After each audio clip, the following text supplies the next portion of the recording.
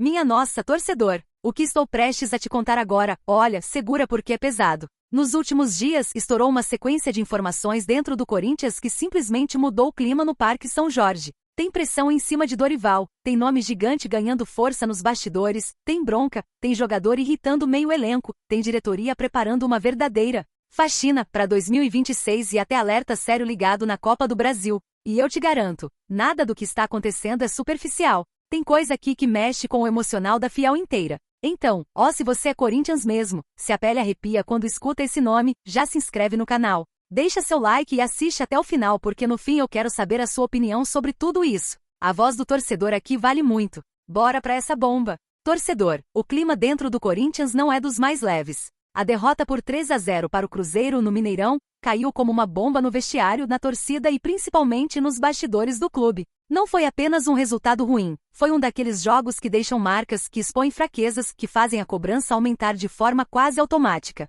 A fiel ficou revoltada e com razão. O time oscilou demais ao longo da temporada, mas o que se viu contra o Cruzeiro ultrapassou qualquer dia ruim. Faltou intensidade, faltou estratégia, faltou leitura. Era um jogo difícil, é verdade, mas o Corinthians parecia completamente entregue em campo. E isso, torcedor, é algo que não se admite quando se veste o preto e branco. A derrota mexeu tanto com o ambiente que até o técnico Dorival Júnior, que costuma manter a serenidade mesmo nos momentos mais tensos, sentiu a pressão aumentar de forma clara. Internamente, os questionamentos cresceram. Comentários que antes eram sussurrados passaram a ser falados com mais força nos corredores do Parque São Jorge. E para piorar, o nome de um velho conhecido começou a ecoar com força máxima: Tite. Sim, torcedor, você não leu errado. O ídolo bicampeão brasileiro, campeão da Libertadores e do mundo, está de volta ao mercado, e isso mexeu com os conselheiros. Muitos deles acreditam que o momento é ideal para tentar repatriar o treinador. A ideia não é unanimidade, claro, mas o movimento ganhou corpo nas últimas semanas. Há quem defenda que o clube precisa de alguém que sabe lidar com pressão, conhece o Corinthians e fala a língua da fiel. E aí, quem é o primeiro nome que vem na cabeça? Ele mesmo, Adenor Leonardo Bacci.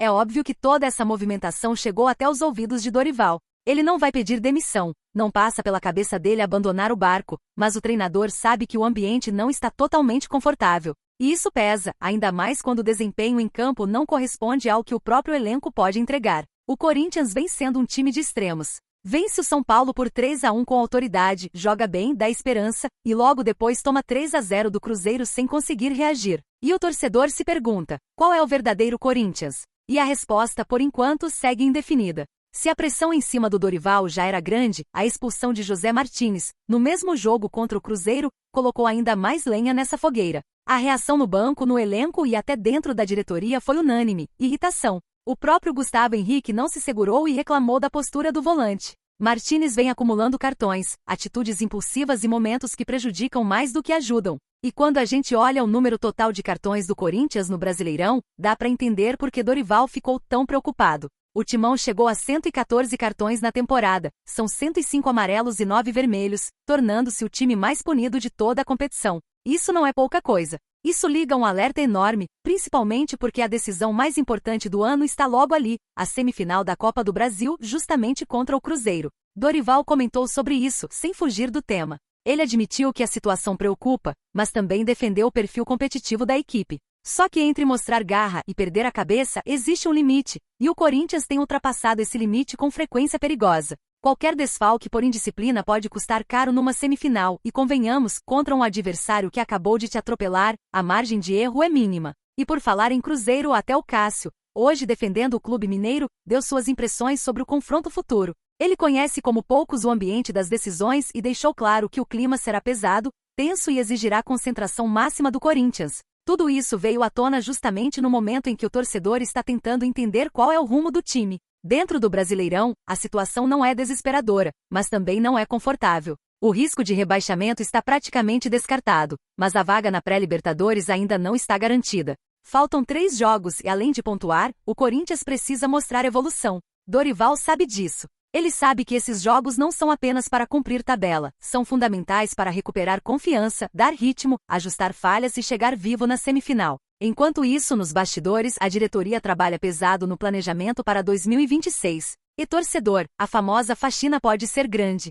Segundo apurações internas, o Corinthians estuda uma lista de dispensa com 9 nomes, seja por fim de contrato, desempenho abaixo do esperado ou necessidade de aliviar a folha salarial. Entre os jogadores que podem sair estão Matheus Donelli, Félix Torres, Hugo, Fabrício Angileri, José Martínez, Maicon, Thales Magno, Ângel Romero e Héctor Hernandes. Alguns já caminham naturalmente para o fim de ciclo, outros precisam de propostas para que a saída se concretize e alguns simplesmente não convenceram na prática.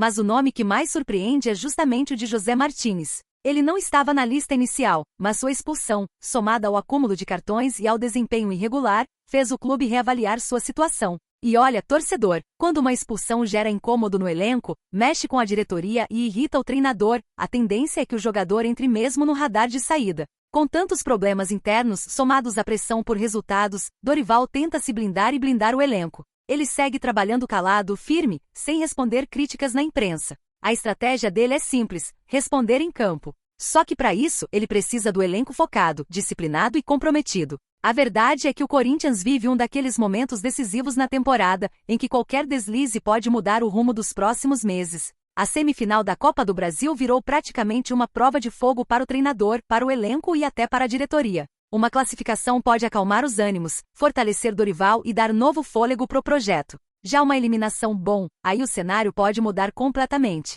Com Tite disponível no mercado e conselheiros articulando nos bastidores, qualquer tropeço vira combustível para a pressão. E isso coloca o Corinthians num daqueles capítulos típicos do clube, quando o drama, a emoção e o imprevisível caminham lado a lado. E agora, fiel, eu quero saber de você. Com tudo isso acontecendo, com pressão no Dorival, Tite ganhando força, expulsões, cartões, derrotas, planejamento de 2026 e semifinal chegando. O que você acha que o Corinthians precisa fazer? Você manteria Dorival? Trazeria o Tite de volta? Quem você acha que tem que sair ou ficar para a próxima temporada?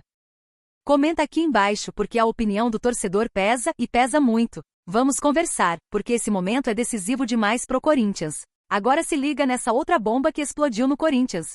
Mais uma notícia estourou nos bastidores nesta segunda-feira, e essa aqui pega direto no coração da base do clube. O Timão confirmou a demissão de 16 funcionários das categorias inferiores, no movimento que faz parte do corte de gastos da gestão de Osmar Stabile, que está determinado a reorganizar cada setor do clube, custe o que custar. Essas demissões atingiram principalmente comissões técnicas e o departamento de captação, além de um supervisor. Foram profissionais que atuavam do sub-7 ao sub-14, incluindo também ajustes no sub-16. As equipes consideradas estratégicas como sub-15, sub-17 e sub-20 não foram afetadas, justamente porque são as categorias que mais revelam jogadores e têm impacto direto no profissional. Essa limpeza vem sendo conduzida pelo diretor da base, Carlos Aurichil, o nenê do posto, junto do executivo Erasmo Damiani, seguindo a linha rígida de redução de custos da nova gestão. E não é pouca coisa, torcedor. Além do fechamento da casa do atleta, todo esse pacote de cortes deve gerar uma economia anual de aproximadamente 1,8 milhão de reais,